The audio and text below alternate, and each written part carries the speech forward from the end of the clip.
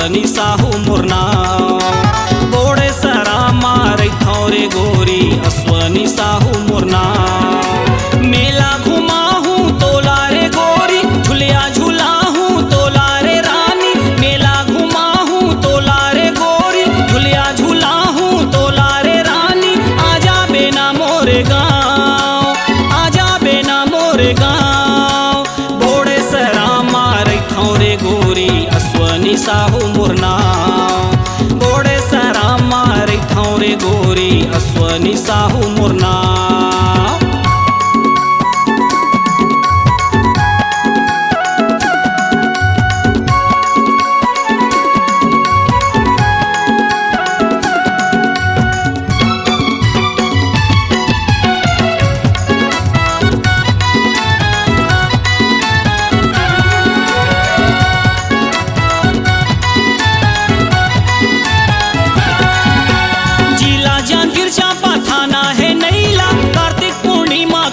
लगते मेला जिला जहांगीर चांपा थाना है नैला कार्तिक पूर्णिमा के दिन लगते मेला नाके बर नथनी औकाने बर बाली ली हो तोर बर गोरी होठे के लाली आजा बेना मोरे गाँव आजा बेना मोरे गाँव बोड़े सरा मारे थौरे गोरी अस्वनी साहू मुरना थौरे गोरी अस्वनी साहू मुरना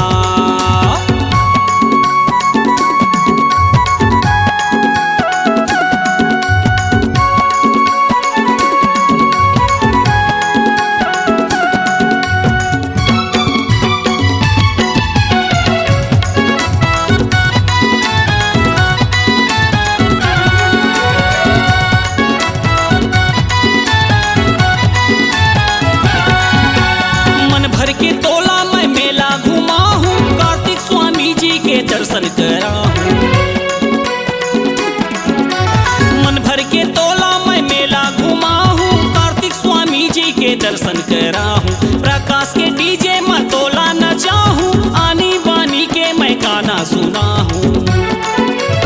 आजा बेना मोरे गाँव आजा बेना मोरे गाँव बोड़े सरा मारे थौरे गोरी अस्वनी साहू मुरना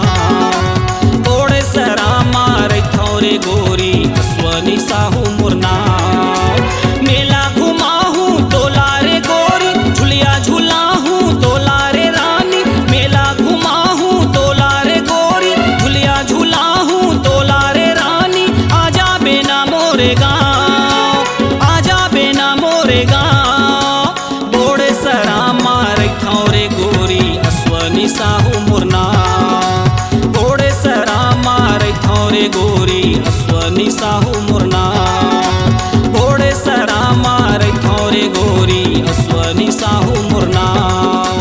बोड़े सरा मारे थौरे गोरी अस्वनी Sahu मुरना C-Log Digital Recording Studio, Cordoba. Contact number 9907119215.